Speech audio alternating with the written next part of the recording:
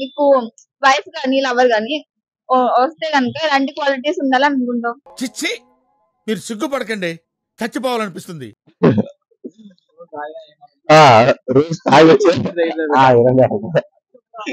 రోజు తాగొచ్చిన ఏమనద్దు, చాలా సెకలు ఉన్నారా నీళ్ళు.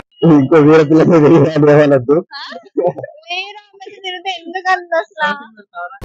ఏం మాట్లాడుతున్నావురా? అవును మరి ఆమె తెలియకుండా సిగరెట్ మెయింటైన్ చేస్తాం కదా వేరే అమ్మాయి. ఏమిటండి మీరు మాట్లాడేది? నీకు తెలియకుండా వేరే అమ్మాయితో వేరే అబ్బాయితో ఉంటే ఊరుకుంటావా నువ్వు? అలా ఏరియాం కదా మా వైఫ్. మళ్ళీ వేస్తాడు. మరి తను కూడా నిన్ను అలాగే ఉండాలనుకుంటది కదా. అవును, మరి ఎలా చేస్తావు చెప్పు? లవ్ మ్యారేజ్ కాబట్టి సరే నువ్వు ఏమనుకో, తను తిరుగుతూ అవుతుంది. ఇవే తగ్గించుకుంటే మంచిది. తిరగనియాం కదా మేము. నీకు తెలియకుండా తిరిగినా నీకు బాధ అవుతుంది కదా. తిరగడం తప్పు కదా. ఏమిరా బాలరాజు, ఏమిరా ఉపయోగం దేశానికి? మీకు క్వాలిటీస్ ఏముండాలి? అంతే ఏంటంటే అయ్యో ఎలాంటి క్వాలిటీస్ ఉండాలని అనుకుంటున్నా వైఫ్ గానీ లవర్ గానీ?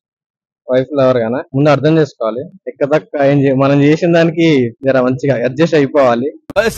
ఏం చెప్పాలి, ఇంకా క్వాలిటీస్ ఇంకా ప్రిపేర్ కాలేదు. ఎక్స్పెక్టేషన్స్ మంచి చూసుకోవాలి. ఇంకా ఎక్కువ గొడవలు వాడవద్దు. మంచి ఒక మంచి పీస్ఫుల్ మైండ్ ఉండాలి. బ్రెయిన్ లేకుండా ఎదిగిది చెయ్యొద్దు. బ్రెయిన్ లేకుండా ఎదిగిది చెయ్యొద్దు. బ్రెయిన్ ముఖాలు ఉండదు.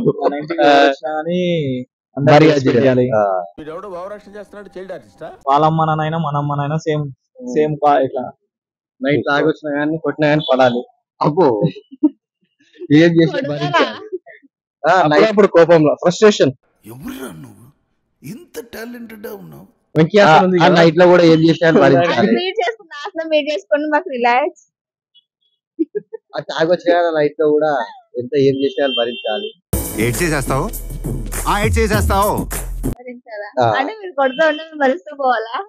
అలానే కాదు, కొడతారు కాదు, ఇంకా వేరే అన్ని ఉంటాయి కదా, అలా భరించుకుంటూ వెళ్ళాలి. కొంచెం అమ్మాయి జాబ్ చేసి ఇంటి దగ్గర ఉంచితే బాగుంటది. మీరు ఇంట్లో చాలా చేసుకుంటారు ఆ టైంలో. మరి పిల్లలు కట్టాడు జాబ్ చేస్తారు. అది బుర్ర భూత.